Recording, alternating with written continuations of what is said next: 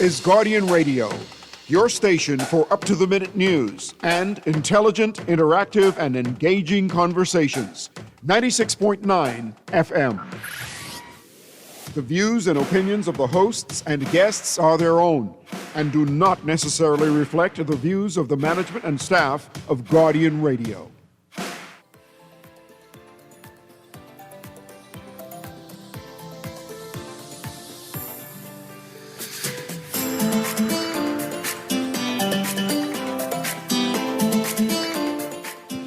Good morning and welcome to Guardian Radio AM. Today is finally Friday. I thought yesterday was Friday. This is a holiday. Holidays be on a Friday, but apparently someone did something. Whereas yesterday was a holiday, people party a lot, and they got to come back to work. You need to see April, my handler. She tired, mash right up. And I say, April, you had to work, so you got to perform and assist me with things.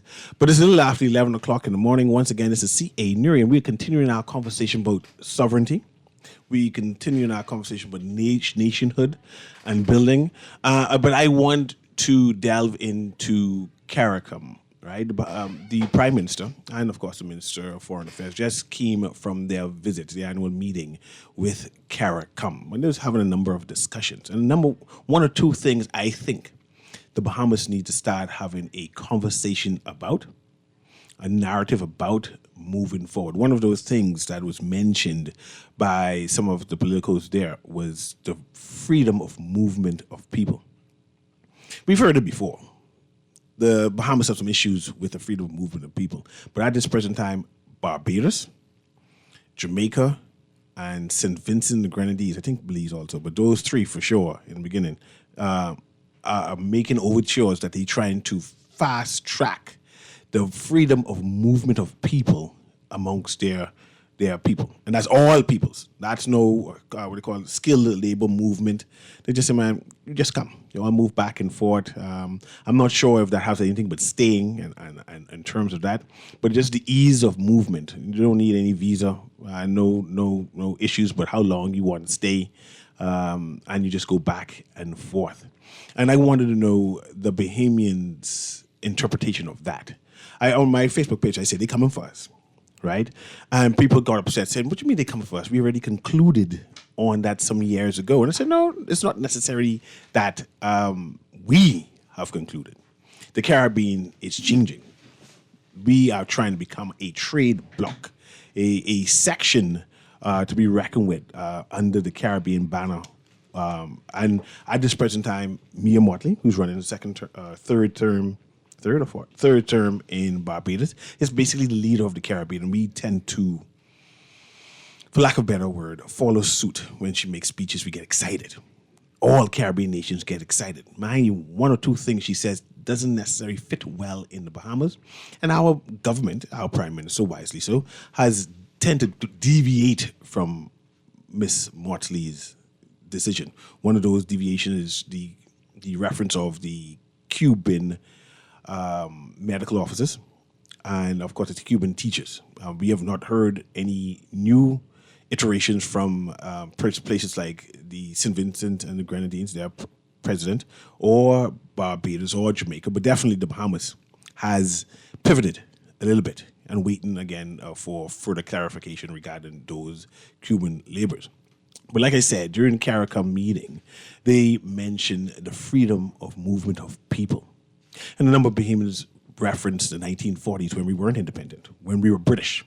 And we got to make that clear. The Bahamas was British. It was in the Bahamas. The Bahama Islands, the British state, had the movement of their people, who were also British, to move back and forth. So everyone who's moving back and forth were British subjects, right? And the people on the internet made argument that we've had movement of skilled labor before.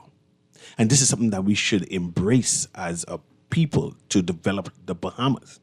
And my concern is that in making of the Bahamas, in developing the Bahamas, should we consider the Bahamas first, or the Bahamians first, right? There's a difference between being a nationalist and being a patriot. A patriot say, well, whoever comes to the Bahamas needs to develop the Bahamas, right? So we don't necessarily care who is involved intimately. Whereas a national citizen would say, no, Bahamians must come first. And if we have to choose between a Bahamian and a foreigner, we choose the Bahamian, and the foreigner will have to come secondary. And the patriots say, no, we just want the best person. The best person in general. One of the other issues that was raised during the CARICOM meeting was the CCJ. And I have Ellie McIntosh Ramin for a few minutes so we can talk about that, because she's very much a proponent of the CCJ. Currently, the Bahamas being a part of the Caribbean, their dealings with the CCJ means that any issues regarding the CARICOM, the Treaty of Shakaramas, I hope I pronounced that right. Say again? Shakaramas. All of that is dealt under the CCJ. However, our final court, dealing with mostly businesses, constitutional issues, anyway, the final appeals will be to the Privy Council. And there are a number of people, Bahamians, who say, man, we tired of going to the foreigners, the colonizers in general. I'm one of those proponents who say that we don't need to go to the CCJ or the Privy Council, that our final court should be the Supreme Court. But recently, we had a number of cases where Bahamians were so shocked, so embarrassed when the Privy Council revealed that the rulings, right? We even had some, I think even the former Prime Minister, who critiqued the rulings of some senior justices, judges, and said, man, question their capability, right?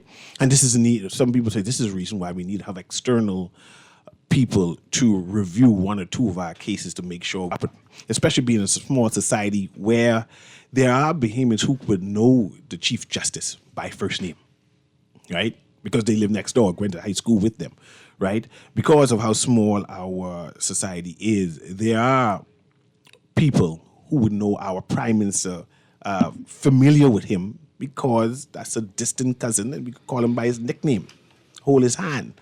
Right? So our society is small. So we do have issues in terms of whether there can be some biasness due to our size. But I want to know, moving forward as a country, 52 years of age, trying to understand what direction we are headed in, especially where we are trying to become a regional dynamic force, where, especially when they're talking about Haiti, issues with Cuba, issues with the United States, dealings with China, dealings with Africa. The Prime Minister also mentioned this new currency. That too is a part of our sovereign journey, trying to understand that we're trying to have alternative instead of being completely attached to the United States. As we move to age 53, as we define ourselves, right? Who and what should we connect ourselves with? Are you comfortable now with a CSME, which Bahamians wouldn't entertain 20 years ago, right? Are you appreciating the fact that the world is changing and that we need strategic partners to push back?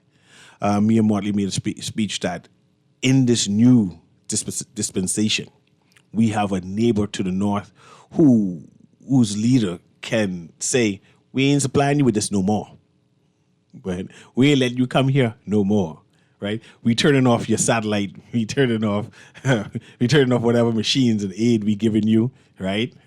And you're gonna have to find someplace else. In an era of that, should we be seeking alternatives, new strategic partners, new streams of income, new negotiations? And that's what my conversation would be today. The moving forward, the Bahamas, would we doing the same thing we do over and over again? And you saying, what you doing? We 52 now. We old woman now. Why are we doing that? Today I have Aaron Green joining me, right? And of course I have Ellie McIntosh, and a social commentator about the Bahamas, and have new ideas of what we should be doing and questioning why the status quo of why we're doing certain things again and again, that insanity thing that they claim. And I invite her on to hear her views on this, the Bahamas, the Caribbean, the region, our independence, interdependence. And I will ask her this, and then I'll move on to Aaron. Is the Bahamas an independent country? Good day to your audience. We know, based on the constitution of the country, we've been given sovereignty and democracy according to Article 1.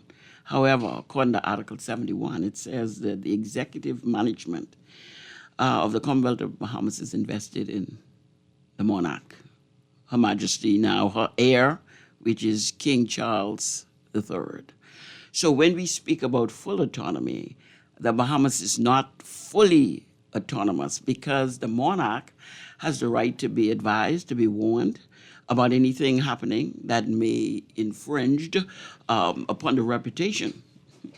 I need you to explain that or give an example of that because I don't know necessarily understand if that is true. Like when last have we advised? Just give me an example of a time we have advised the monarch about what was happening here. I'm not sure if the king know where Broome Street is. You know where Broome Street is? Yeah, I think so. Yes. Yeah, you think he knows where the Broome Street No, is? probably not. No, right? Come on. Now, I'm saying based on constitutional monarchy, which the Bahamas is, that the monarch have a right to be advised. We know Rodney Monica always screaming, call the king, we need to go to Britain, we need to do whatever, because the executive management is still according to Article 71. Now, the Bahamian people have to make a decision if they want to do that different. However, the government of the Bahamas, the opposition of the Bahamas, is actually carrying on a government in the name of the monarch. And at any moment, the monarch has a right, if they wish, to say, you know what, y'all are carrying on a government in my name. The Governor General is the representative of the monarch, and she has to assent and sign every bill that comes out of Parliament. So we still doesn't have entire and complete autonomy and independence. We were given sovereignty and democracy, according to Article 1. We are a sovereign and democratic state. However, they still maintain that. And that is why Mayor Motley asked King Charles in their last meeting, I want to become a republic. And so going to constitutional democracy as a republic system of governance supposedly removed the monarch from over the executive management of the country and gave their president the right to, or full autonomy, to go ahead and sign laws in the name of the country. You know we're more independent than Barbados, right? I am sure. They are very British. I am sure. Their whole system is incorporated with that Britishdom.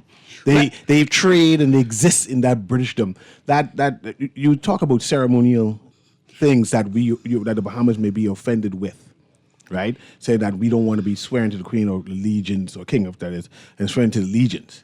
But the existence of Barbados is that. Whereas in the Bahamas, we don't have none of that. We are more ontologically American. We are more focused on being independent than any other Caribbean because we nation. live near America, and so we've adopted those. However, when we swear in a parliamentarian, That's ceremonial. That's ceremonial. Yes, ceremonial, but we still say to our heirs and successors It's according still to ceremonial. law. But ceremonial or not, if it was not just ceremonial, then it didn't have to be said. Let's just go ahead and swear. I love a little pomp and pageantry. However, ceremonial is a different story when you were saying to her heirs and successors according to law, which means you have to say it. In fact, someone said that if you're swearing in Parliament and you do not want to say it, it's going to be a problem. So you say you can affirm. can't be sworn in. Yeah. You can affirm. Yeah, you can affirm, not swear. However, you're still saying to her heirs and successors according to law. So that is the part that moves us in from constitutional monarchy to where we want to go is constitutional democracy. So we don't have to say according to her heirs and successors according to law. Instead, we just make the affirm or the swear our allegiance and our oath to the support of the Bahamian people and the government and the sovereignty of the Commonwealth of and you Bahamas. think that if we don't say those phrases, that things would change.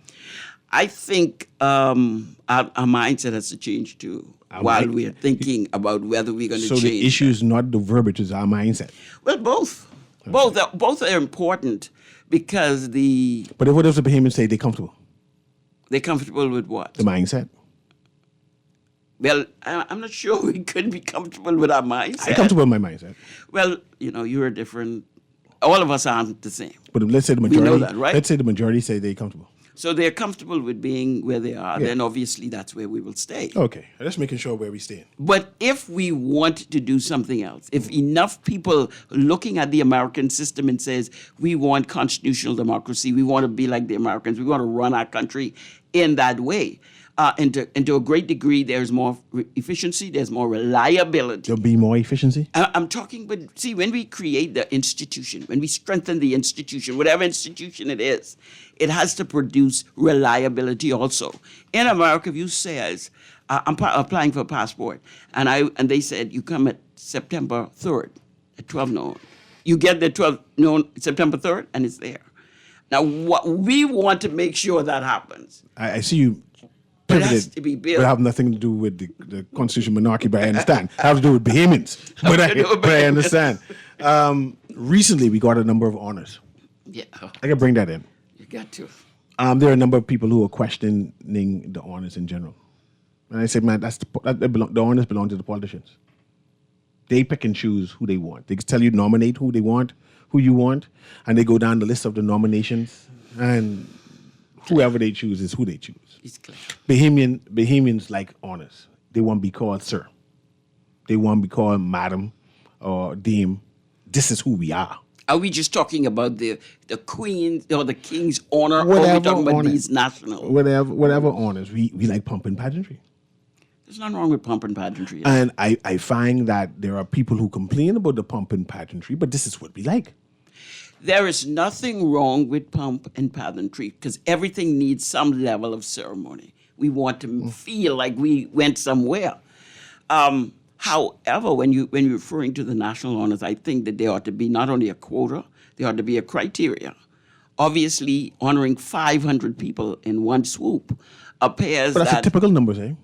Year before year, there's been Is 3, this 4, national 5. heroes? No, this could be come back to national heroes. They normally here now, and then on Heroes Day, these names are signed in. I think that's how it is.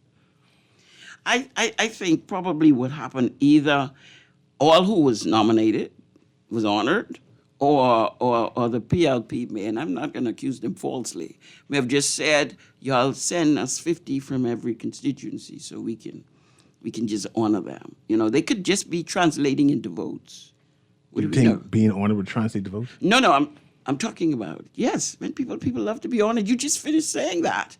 They love to be honored. And if we pick 50 people in every constituency on one side and say, bring them forward, we're going to honor them, when time for the election, these people are going to be so indebted to the government for having honored them that they are definitely going to vote. They're going to encourage their children to vote and their grandchildren to vote because the PLP is honor us. So you believe this honor system has been devalued by the number of people? Absolutely.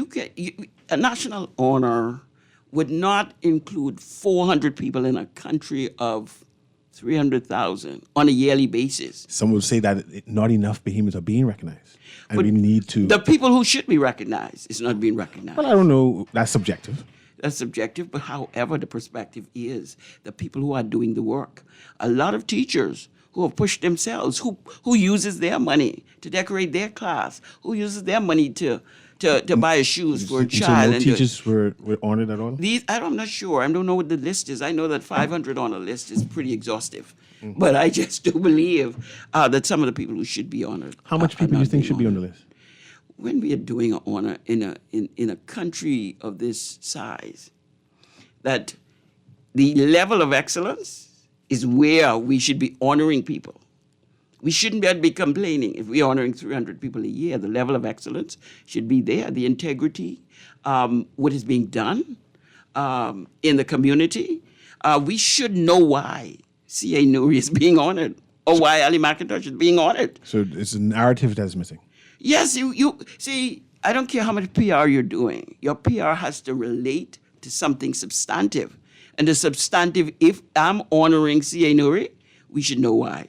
That he's taught for 25 years. And he's done this, he's done this, he's done that. So you can't just honor people for the sake of names. They're my friends, because as I looked at the list, I'm like, wow. Let me bait Aaron Green. Because I said we can talk about this another day, but as we're talking about the Caribbean, 2 or 3 sports people were honored. Aaron Green, who's a sports fanatic, and she have a show, raised some concern, right? And I want to ask her now, the listing. You saw the listing. What type of concerns you have about the honors listing? And again, this is about nationhood. I'm talking about nationhood, honoring people, trying to find out the Caribbean and CARICOM and how we situated that moving forward. How do we define ourselves as a nation? Surely it's a good thing to honor Bahamians, even if it's 500 people of them. 500, Newry? 500 people in 1 year? I say 500 I mean, people. We have a lot of people here. I'm pretty like this. In less than 2 decades, how old are the national honors? Less than a decade old, right? This is be our seventh. I think we're adding the seventh individual to the top, the most prestigious honor. So in less than a decade, we've turned the whole exercise into a mockery. That is my first critique. 500 people is exorbitance. It's outrageous. 500 people. Exhaustive, you think? Yes, exhaustive. That's the word I Yeah, use. beyond exhaustive. So you have 500 people plus on the list, right? The lack of bios and the lack of transparency in the process itself is problematic. At least if I had a bio, I could get a sense of why this person was chosen, right? But the fact that there are politicians sitting on the committee, it's not a committee emanating from an independent body, right? The government could initiate the formation of the body, but it should be an independent body.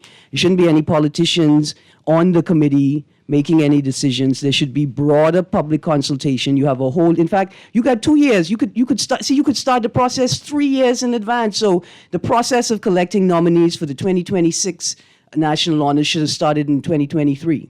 And you could have broad public consultation. You can give the opportunity for feedback for somebody to say, hey, yeah, I mean, I could see why, maybe, but here is some information, right, that may change your mind. And then some of the people who are on the list. When I looked through the list initially, I didn't see VJ Edgecombe's name, but I see VJ Edgecombe's picture in today's paper. Look here, VJ is doing a phenomenal job. Does it warrant a national honor? I'm not quite sure yet, right? Would it be the youth? There's one of the last honors is one specifically for young people. I think that's called the Governor General Award. He's not there. This is a young boy. Here's the next thing. Why do we have a Governor General Award in our national honors? The whole point of a national honors was to separate from the King's honor. The Governor General is a representative of the Crown. Why is this segment called the Governor General Award? Do Buddy, Jonquil, VJ warrant a space on the list?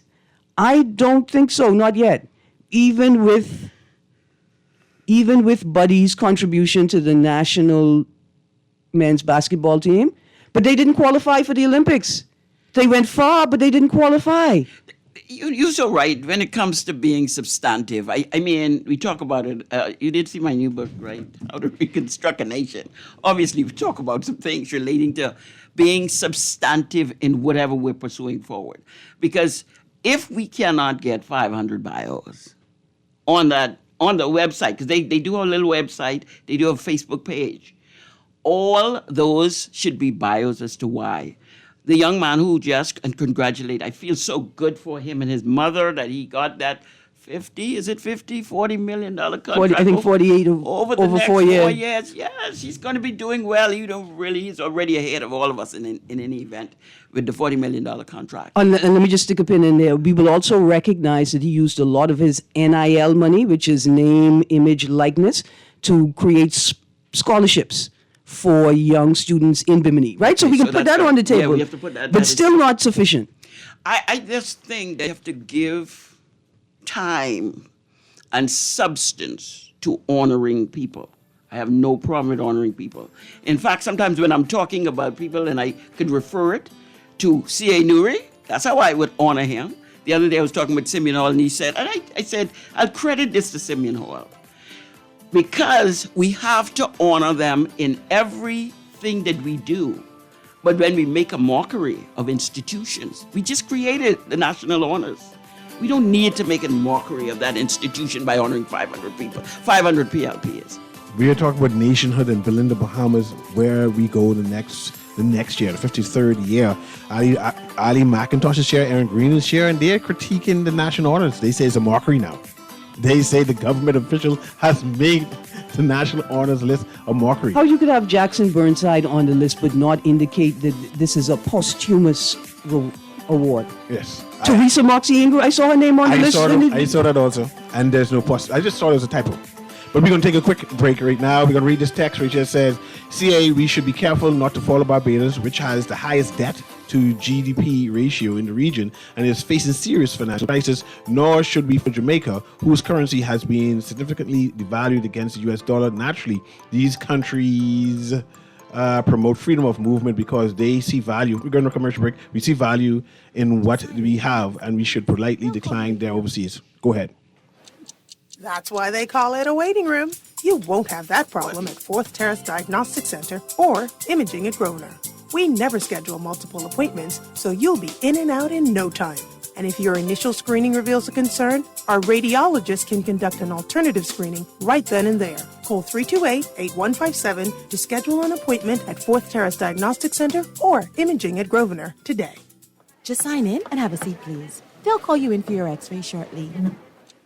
That's why they call it a waiting room. You won't have that problem at 4th Terrace Diagnostic Center or Imaging at Grosvenor. We never schedule multiple appointments, so you'll be in and out in no time. And if your initial screening reveals a concern, our radiologist can conduct an alternative screening right then and there. Call 328-8157 to schedule an appointment at 4th Terrace Diagnostic Center or Imaging at Grosvenor today. Love the show? Want to give your support? Become a sponsor today. Call 302-2300 for our rates and packages. That's 302-2300. Become a sponsor on Guardian Radio 96.9 FM. Fresh news, smart talk, all day. In these very difficult times when crime is on the increase, you don't need to waste money on imitation security. Get the best at Wemco Security, the company you keep. Don't delay. Call today or visit their office at 32 Collins Avenue across from Columbus Primary School.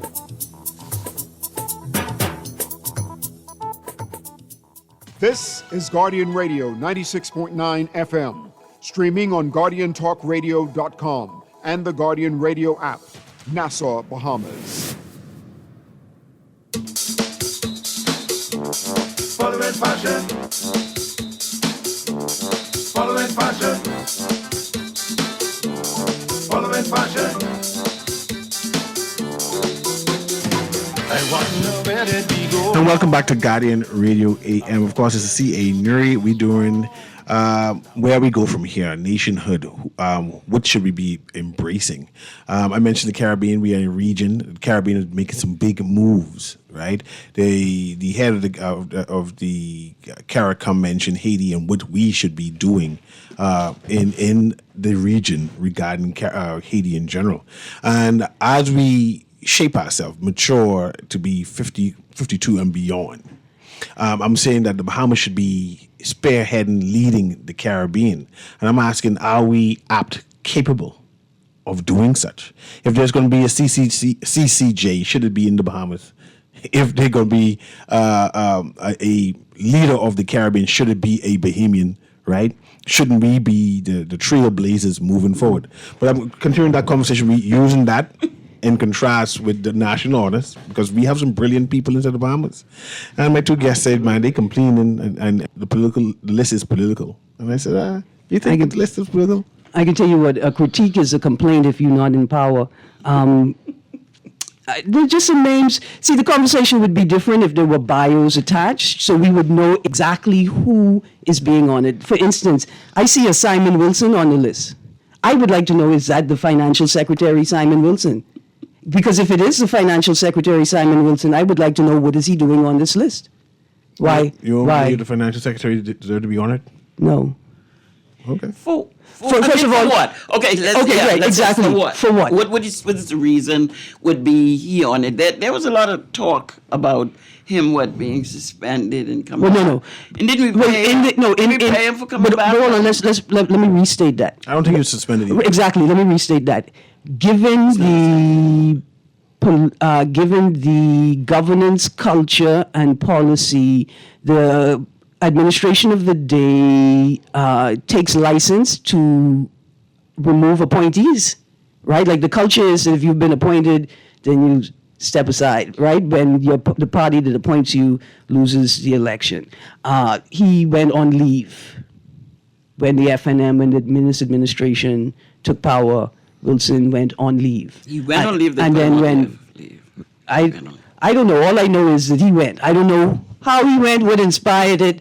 But my question is this: why is if it is the financial secretary, surely we the public deserve the rationale for why he is on the list. I got another one, slightly less controversial. The Commissioner of Police, Shanta Emily Knowles. She was just given a king's honor, right? She was just given a king's honor. She just assumed the position. Why? What is the reason why she's being given this national honor? See, in both instances, the lack of a reason creates the space for speculation. So give us a definitive, and there should be a definitive reason why each individual has been awarded the honor. Let me interject here. I hear your concerns, and let's say I echo all your concerns and say that's absolutely correct. What should we do? What can be done? The honor list is the honor list. Okay, let's start right there. First of all, we need actual criteria for selection. Like, there has to be a tight definition of what needs to be achieved in order to be awarded each specific honor. I have to agree with all the points, because without the specifics, without the criteria, and without a quota in terms of how many people we should honor each year based on the population, then we have a situation where we will question, we'll be suspicious that it is that people are just doing it for their friends. Because if we honored you last year with one award and come back this year and honor you again with another award, that becomes very suspicious. Are we just politically or have politicized? So now the PLP is in there doing it one way, and when the FNM come in, then they could just go ahead and honor all of their friends. Therein, we must have a non-partisan or bipartisan, and not bipartisan in politics, in terms of all the other smart Bahamians involved in culture and education and finance to be part of this committee rather than just picking our friends. Let's go to the phone lines. I see the phone lines are lit up. Let me see their opinion on it. I want to know if people, Bahamians, want to join the CSME, even if they, I mean, it's the future. They say, let's build the Bahamas. That's right. We didn't talk on that yet. Yeah. Go ahead, caller. Guardian Radio AM. Yeah, good morning, Mr. Newry, Ms. Green, and Ms. McIntosh. Hi. I love what Ms. McIntosh is saying, and I love what Erin is saying as it relates to the new commissioner. She's just been sworn in. And given the cries of the public, I haven't seen any revolutionary moves she has made to ensure that injustice still don't be carried out. We thought we could see some new paradigms as related to the company. I just thought it was too quick. You need to leave a legacy. And so, Mr. Newry, I just called to highlight this fact, right? I like how you stress the difference between interdependence and independence, right?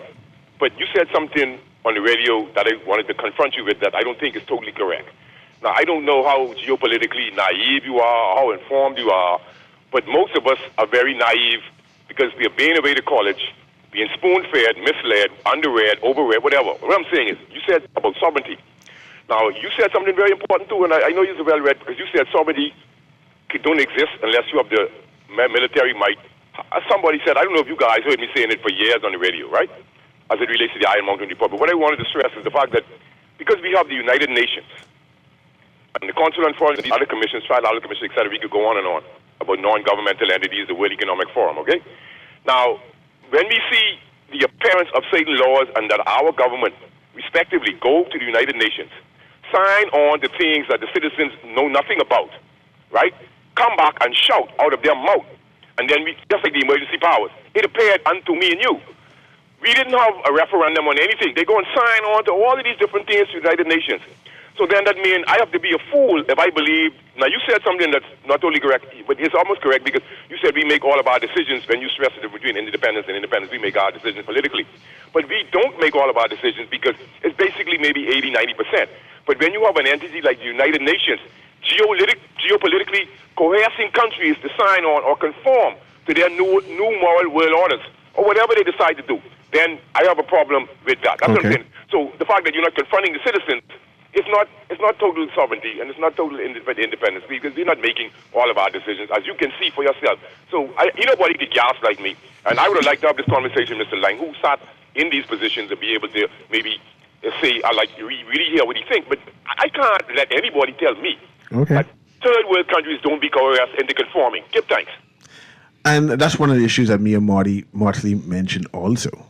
We, as an independent sovereign nation, dependent upon how we vote on global issues, it seems as if pressure comes afterwards. And the only way we can address this pressure is if we start voting as a bloc, right? And I'm not sure if the Bahamas want to be a part of a Caribbean bloc. And that perhaps, in truth, that might be our future. But we've been voting as a bloc. I've been to the United Nations since 2005, and when we get there, we were represented in the CSW, Commission on the Status of Women, and me and the other lady on our chest we have the government's representative, and they told us don't say anything because we are voting as a bloc. So all of the other people are trying to get us to influence our country to do certain things. They told us not to open our mouth because they're voting as a bloc. So some things we vote as a bloc as a Caribbean, and we don't. I believe that the Bahamas should be able to vote its own conscience and not the Caribbean. Not that it isn't that they shouldn't have the fellowship, as you're saying, with the CSME and not all of it. But I do believe that we are voting as a bloc. They need to tell us really, truly whether. Just for reference, as I go to the phone, who mentioned that we voted as a bloc when you were there? Yeah. Which entity mentioned to you, hey, by the way, we voting as a bloc? The Commission on Status of Women, the person responsible for the Bureau of Women's Affairs. Interesting. Let's go to the caller. And that's with the CEDAW. That was the CEDAW convention, and so we don't know what has changed over the years.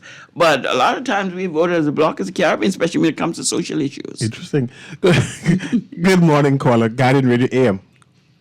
Can you hear us? Good morning, Aaron. Good morning, Ali McIntosh. Good morning, sir. I truly, truly, truly appreciate and I love this conversation. Let me play devil's advocate here for a second.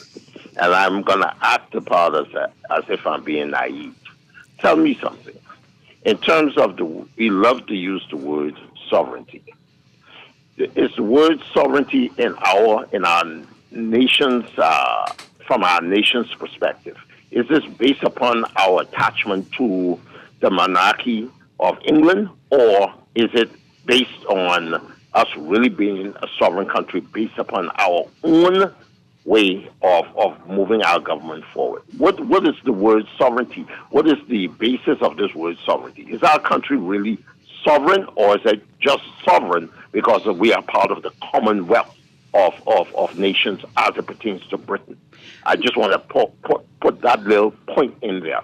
Secondly, I'm a person, the word independence, let me tell you something. In the true definition of what independence truly stands for, actually, from our nation's standpoint, we're not truly independent. I go back to the words that Sir Lyndon would have used when he presented his credentials for us either determining whether we will become an independent nation or whether we will be a nation where we govern ourselves. And if I could take his words precisely, in the interview he did, he said that we prefer to be self-governing, not independent.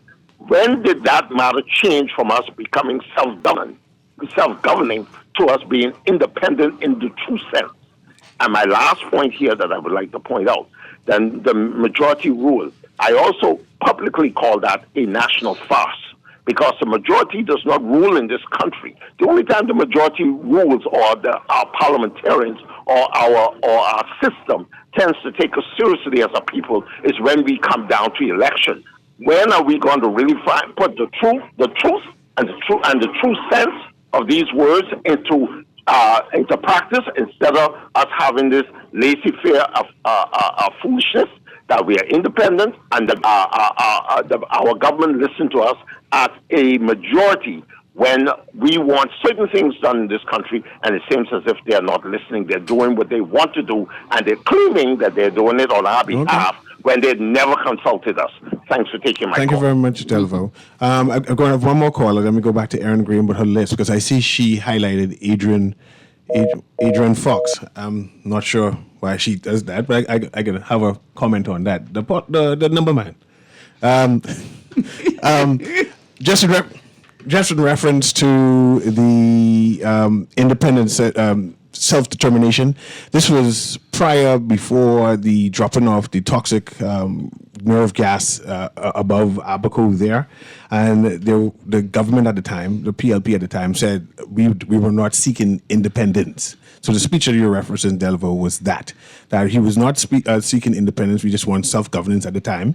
And when that nerve gas dropping happened, the Honorable A.D. Hanna said, no, we need to move the barometer and move to full independence so we can have self-determination and also be able to make our own decisions. So that's when we moved to independence.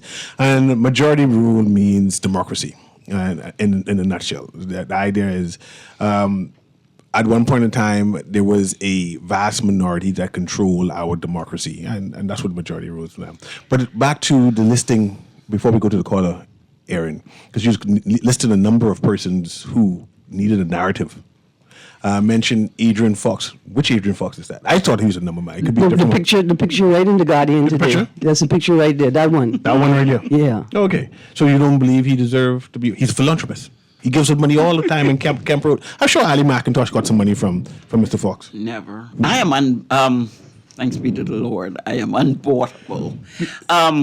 Unbuyable? Unbuyable. But you need to get donation. You lucky McIntosh, because I don't even have nothing to buy. I mean, I've been waiting for nobody to give me no money because I don't have nothing to buy. But let her finish her point, and then I can go with. No. I don't think that Mr. Fox should be on the list. I can say what I said in my earlier show. Anybody that's been accused of, what do they call it? Human trafficking. Human trafficking and human smuggling. Anybody who's been accused of... He's innocent. There's a difference between, first of all, there's a difference between not guilty and innocent. Mm-hmm. There's a difference between being an acquittal and being declared innocent. There's a difference. I ain't even talking about that. I just talking about being accused of human trafficking. Even our Lord was accused, but he was innocent too. No, but we go back to, I wouldn't say digress, but we go back to the same point. The fact is, money, the founding fathers didn't want money to be the primary criteria for us to establish anything within the country. And this is where we've come to, because we are at a point where money is making us declare good evil and evil good. And that can't be, because for bad behavior, you shouldn't be honored for bad behavior. If you carry on in the street, how we going to honor you now and say we justify that you give money somewhere? Because if you give money in order to bring credence to your existability, then that is a problem. Because we cannot sell ourselves entirely. As you say, some Bahamians might want it to be so. Okay. But I don't think that it was the intent by the founding. There's a number of basketball people being on it. A number of sports people, right? So I'm going to make this point. I see Quincy Pratt on the list. Quincy Pratt. Trillamilla, eh? Trillamilla. Quincy Pratt. That's it. Same place. The Trilla. The point is, how are we honoring Kai Jones at the same time we're honoring Quincy Pratt? It's the same. No, they're not the same. They ain't equal. The accomplishments are not the same even. First of all, the accomplishments are not the same, right? Like, we know that Buddy is doing a tremendous job as an ambassador, right? But he's not achieved what Jonquil has achieved. Now, people can say, well, the WNBA is not the same as the NBA, but she's a champion and an MVP. But he has not achieved any of those things yet, right? And then we go to Kai. What is Kai doing on the list? Kai, you're a Bahamian. He bounced back. From what? What did he bounce back? But to what? What has he achieved since he bounced back, right? And again, VJ, like I said, the young man is doing tremendous things. It's not time yet. No. Some of us are still a little salty that he didn't continue his college education. Mind you, he could continue that after his NBA career. He could continue it while he's doing the NBA. But still. Also, he dropped out of college. I didn't hear that he part. No, he didn't drop out. He just exited. Let's go to Yeah, the caller. he used a formal process. He didn't drop out. Go ahead, caller. Guardian Radio AM. At the last minute, we can give it time to you. Go ahead. Okay. Hey, Hey, seems like we have this thing where our politicians like parades. Yes. Anything that has a photo thing, they gonna be there. In one way or another. Now, Mr. Newry, That's me. I need you to investigate something for me. Just telling Mayor of Foxhill. Okay, no, you.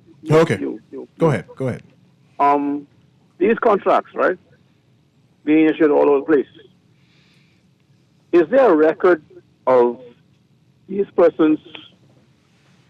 Are they submitting NIB contributions?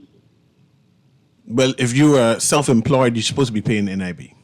No, but they got a lot of young guys I see who be collecting this garbage. I know they ain't got no NIB. Okay, so we actually having the government paying out a whole bunch of money to employers and employees, and I don't think that they are collecting any NIB on these garbage truck operations. Okay. That's something to inquire. I appreciate it. Check it for me. Thanks. Let's go quickly to the next call, producer. Go ahead, caller. We're squeezing you in. Hi, good morning. I'm Aaron and CA. Morning. Good morning. I'm sitting here listening. I'm a first-time caller, but I'm sitting here listening to your conversation about the honors, National Heroes honors. I just want to say that I feel very bad because I asked for my dad to be nominated because he died in 2005, but he was a Family Island Commissioner. This is from 60s up until 90 odd. Wow. And in those days, those commissioners are not what we call the local government persons now. The police reported to the commissioner. The medical people reported to the commissioner. Commissioners were magistrate. Mm-hmm. So in their duties, they really had to be firm and strict in what they do and follow the laws of the land. So I just want to say, not everybody on that list relate anything to do with politics. I don't know anybody on the list, on the committee. I simply wrote in this year because every year I say I'm going to do it, even though he's passed. But I felt, well, obviously, I wish he could have gotten his flowers while he was alive. Were your father honored this year? Yes. Congratulations. Congratulations. That's all I wanted to say. Do you want to say his name so we can recognize him too? Kirkwood Elsway Taylor Sr. Thank you very much. Congratulations, sir. See, He's on that list and nothing to do with politics, and I'm sure he was not awarded nothing to do with politics. No, absolutely. So I just want to clear his name Yes, because ma'am. I really feel bad that it's being generalized. I don't know about the other persons, but I know I personally wrote in and went to the archives almost a month straight just to get information because, of course, that was, he was principal. Yes, ma'am. At the age of 19. In Long Island. So I'm only saying that's one person. Please. Okay, say his name one more time so we can recognize it before you go. Kirkwood Elsway Taylor Sr. was commissioner in Bimini, Andros, Abaco, Eleuthera. Thank you very much. Senior commissioner. Thank you very much. Absolutely. Clear his name, please, from all of Yes. Yes, ma'am. That's why we said It is in general. We're just asking that bios should be criteria. You have 2 minutes. Because Go ahead. because the lack of bios creates an environment in Of which suspicion. right, people will suspect and speculate, right? And so what we're saying is that each awardee should have not just a bio and the reason why they were awarded attached to their name when it's published. Can Not this just be a- done afterwards now? I mean, posts? Yeah, of course it could be done, but they haven't done it in a number of years, which suggests that they don't plan on it. But here's the next thing, especially with the athletes, right? Are we honoring people for their contributions in country? Right, like what has Buddy in the NBA contributed to the Bahamas, right? Buddy in the national team, yes. to what extent are people being awarded for how they make the Bahamas look good on the international scene versus what they've actually contributed on the ground in the Bahamas? How much of it is because they've fed the political class, made them look better, and how much is because they're feeding the Bahamian people? I would like to know who nominated Buddy, who nominated John Quell, VJ Edgecombe, and so on. Who was the person who decided to say these are the sports? That should be part of it too. I want to congratulate all those people who actually is worthy of honoring and wish their families well. But it is exhaustive, and I do think they have ruined the actual idea. This has been Guardian Radio AM as we continue our discussion on our independence, our nationhood moving forward. Who are we as a people? As we interrogate myself, I just want us to be trailblazers, man. So that's what the discussion is. Anyway, we going now. It's time for the news. 12 o'clock. Have a wonderful day.